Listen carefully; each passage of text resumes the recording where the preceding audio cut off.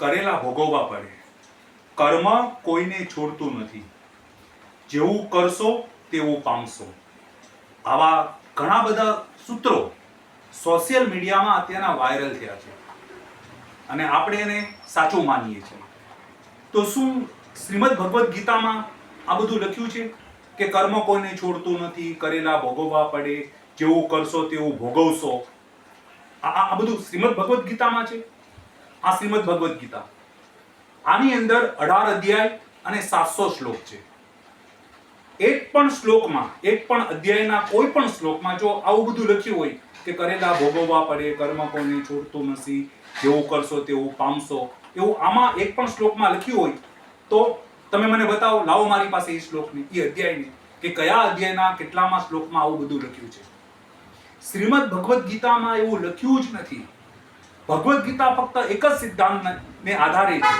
સર્વ ધર્મ પરિત્યજ્ય મામેકમ શરણમ વ્રજ અહમ ત્વામ સર્વ પાપેભ્યો. અહમ ત્વામ, ભગવાન શું કહે છે? અહમ ત્વામ, હું તને, સર્વ પાપેભ્યો મોક્ષ ઈષ્યામિ મા શુચ. ભગવાન શ્રીમદ ભગવદ્ ગીતામાં કહે છે કે હે ભક્ત, તું એકવાર મારે શરણે આવીશ તો હું તને સર્વ પાપોમાંથી મુક્ત કરીશ. ક્યાં આવી આમાં ભોગવવાની વાત? કરેલા ભોગવવા પડે ને કર્મ કોઈને છોડતું નથી ને, ક્યાં આવી? અને આમાં જો લખ્યું હોય, શ્રીમદ ભગવદ્ ગીતામાં લખ્યું હોય તો બતાવો મને, લાવો મારી પાસે. પણ આ કોઈના મનની ઉપજ છે, કોઈના ભેજાની ઉપજ છે અને સૂત્રો દ્વારા અત્યારના સોશિયલ મીડિયામાં ભયંકર રીતે બધા શ્લોક બધા વાયરલ થયા છે. ભગવદ્ ગીતાની વાત જવા દો. આ શ્રાવણ મહિનો ચાલે છે, એમાં આપણે શિવ પૂજા કરીએ છીએ. બિલ્વાષ્ટકમાં કયો શ્લોક છે? ત્રિદલમ ત્રિગુણાકારમ ત્રિનેત્રમ ચ ત્રિયાયુધમ ત્રિજન્મ પાપ સંહારમ. ત્રિજન્મ પાપ સંહારમ એક બિલ્વમ શિવાર્પણમ. આપણો મહાદેવ કે છે, આપણો ભોળિયો કે છે કે જો તમે શિવાલયમાં જઈને, શ્રાવણ મહિનામાં શિવાલયમાં જઈને એક બિલીપત્ર શિવલિંગ ઉપર ચડાવશો તો આ જન્મમાં નહીં, ત્રિજન્મ પાપ સંહારમ. ક્યાં કર્મના ફળની વાત રહી? તો બધું હવમ છે, કોઈના ભેજાની ઉપજ છે.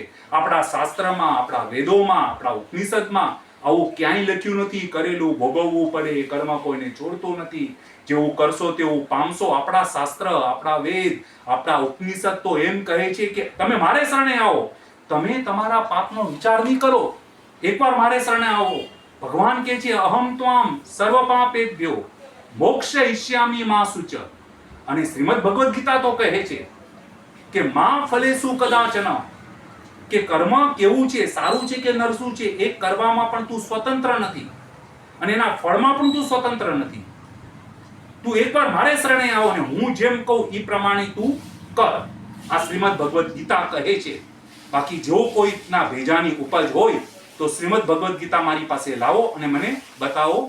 હરિઓમ.